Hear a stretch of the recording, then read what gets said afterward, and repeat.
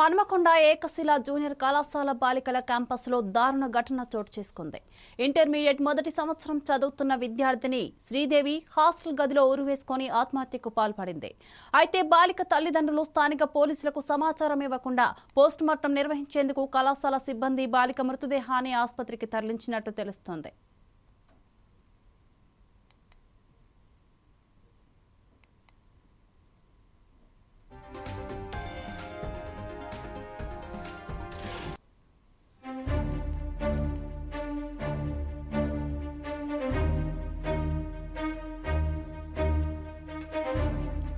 ఘటన గురించి తెలుసుకున్న విద్యార్థి సంఘాలు కళాశాల ఎదుట మంగళవారం అర్ధరాత్రి పెద్ద ఎత్తున ఆందోళనకు దిగాయి. విద్యార్థిని మృతికి యాజమాన్యమే కారణమంటూ విద్యార్థి సంఘాల నాయకులు నిరసన చేపట్టారు. మేనేజ్మెంట్ ఒత్తిడి వల్లే శ్రీదేవి మృతి చెందిందంటూ నినాదాలు చేశారు.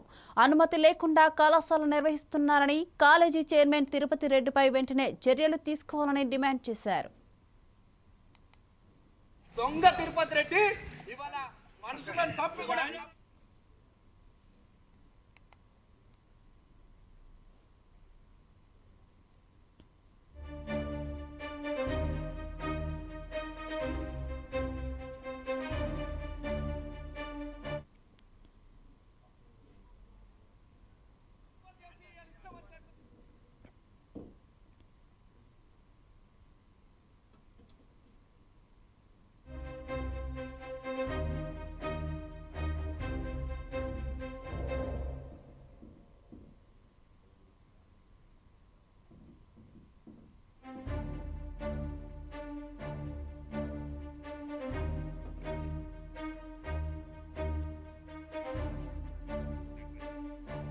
మంగళవారం సాయంత్రం 6 గంటలకు ఘటన జరిగితే విషయం బయటకు పొక్కకుండా కళాశాల యాజమాన్యం మేనేజ్ చేసిందంటూ విద్యార్థి నేతలు ఆరోపిస్తున్నాయి. ఘటనపై ఫిర్యాదు చేయగా కేసు నమోదు చేసుకుని పోలీసులు దర్యాప్తు చేస్తున్నారు.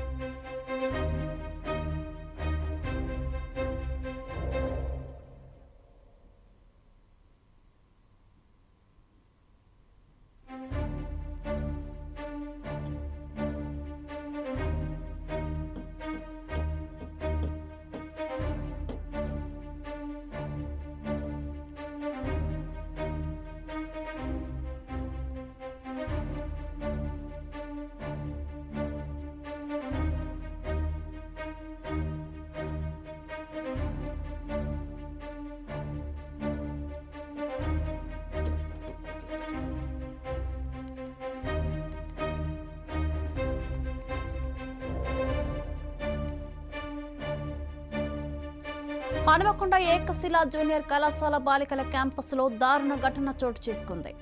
ఇంటర్మీడియట్ మొదటి సంవత్సరం చదువుతున్న విద్యార్థిని శ్రీదేవి హాస్టల్ గదిలో ఉరివేసుకొని ఆత్మహత్యకు పాల్పడింది. అయితే బాలిక తల్లిదండ్రులు స్థానిక పోలీసులకు సమాచారం ఇవ్వకుండా పోస్టుమార్టం నిర్వహించేందుకు కళాశాల సిబ్బంది బాలిక మృతదేహాన్ని ఆసుపత్రికి తరలించినట్టు తెలుస్తుంది. దీనిపై మరింత సమాచారం మా ప్రతినిధి సుధాకర్ అందిస్తారు. సుధాకర్, చెప్పండి. థ్యాంక్ యూ శ్రీత. హన్మకొండ జిల్లాలోని ఏకశిల జూనియర్ కళాశాలలో ఎంపీసీ మొదటి సంవత్సరం చదువుతున్న శ్రీదేవి అనే విద్యార్థిని సూసైడ్ చేసుకున్న సంఘటన మాత్రం వెలుగులోకి వచ్చింది.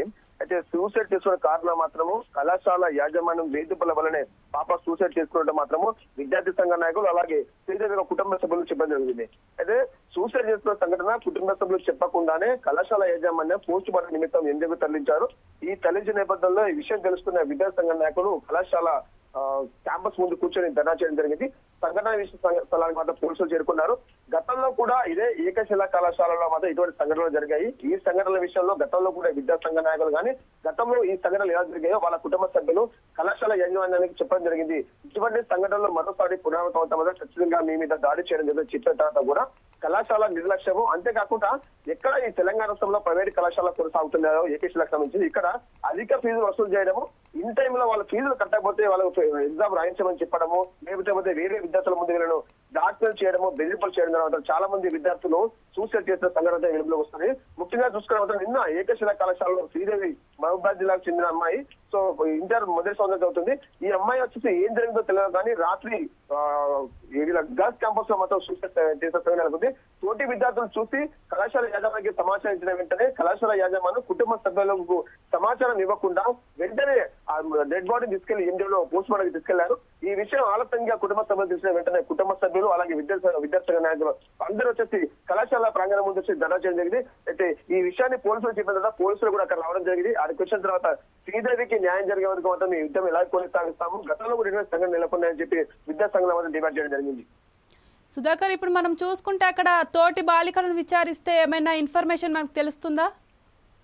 ఎక్కడైనా చూసుకుంటే మాత్రం ప్రైవేట్ కళాశాలలో విద్యార్థులు మాత్రం ఎవరిని అడిగినా మాత్రం సమాధానం చెప్పలేని విషయం. ఎందుకంటే ఈ విద్యార్థి వచ్చింది మాత్రమే కానీ ఇంకో 2 సంవత్సరాలు ఈ విద్యార్థులు అదే కళాశాలలో ఉండి విద్యాభ్యాసం చేసుకోవాలి నేపథ్యంలో ఎవరైనా విద్యార్థులు ఈ కళాశాల యాజమాన్యం గురించి నెగిటివ్ గా చెప్తే వాళ్ళని టార్గెట్ చేయడము, వాళ్ళని ఇబ్బంది పెట్టడం జరుగుతుంది. కాబట్టి విద్యార్థులు కూడా ముందుకు వచ్చేసి సమాధానం చెప్పడానికి రావట్లేదు.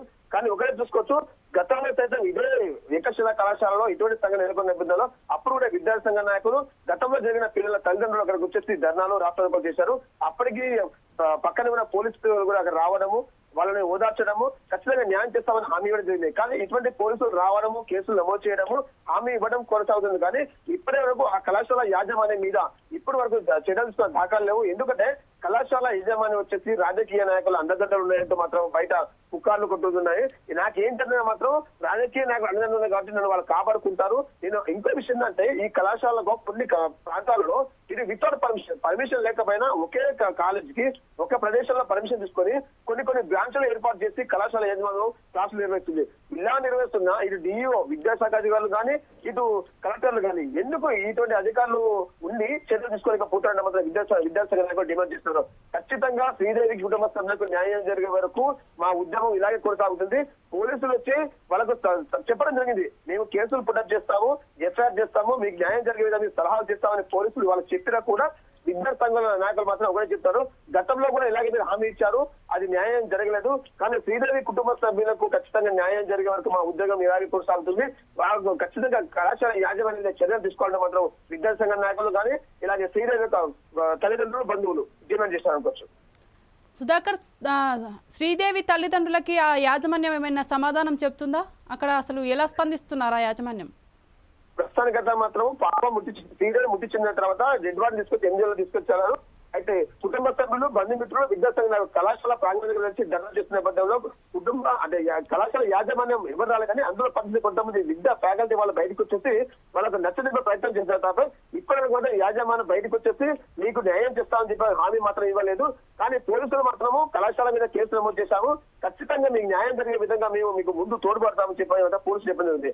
కానీ ఎప్పుడైనా గుర్తుంచుకొని ఒక కళాశాల ఒక సంఘటన నెలకొందంటే ఆ కళాశాల యాజమాన్యం ముందుకు వచ్చేసి ఆ కుటుంబ సభ్యులకు ఓదార్చి మేము హామీ ఇస్తున్నాము, మీకు భరోసా ఇస్తున్నాము, మా తప్పిదం ఏం లేదు, సరే క్షణికావసరం జరిగిందని చెప్పిన దాఖలు లెక్కలేవు. కానీ ఏకశిలా కళాశాల మాత్రం రాజకీయ నాయకులు అండదండలు ఉన్నాయి కాబట్టి ఈ రెడ్డి అగ్రస్థానంలో ఉన్న ఈ వ్యక్తి ఖచ్చితంగా ఈ చనిపోయిన అమ్మాయి వచ్చేసి గిరిజన కుటుంబానికి చెందిన వ్యక్తి కాబట్టి ఎటువంటి న్యాయం చేస్తారా అనే మాత్రం ఒక ఉద్రిక్త వాదన నెలకొంది అనుకోవచ్చు.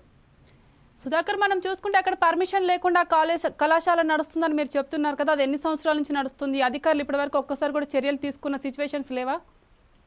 ఏకశిలా కళాశాల అంటే మాత్రం తెలంగాణ రాష్ట్ర వ్యాప్తంగా కొన్ని విద్యా సంస్థలే ఉన్నాయి ఇతనికి. అయితే వీళ్ళు ఏం చేస్తారంటే ఎగ్జాంపుల్ హన్మకొండ జరిగింది, హన్మకొండ ఒక బ్రాంచ్ మీద వాళ్ళు పర్మిషన్ తీసుకుంటారు.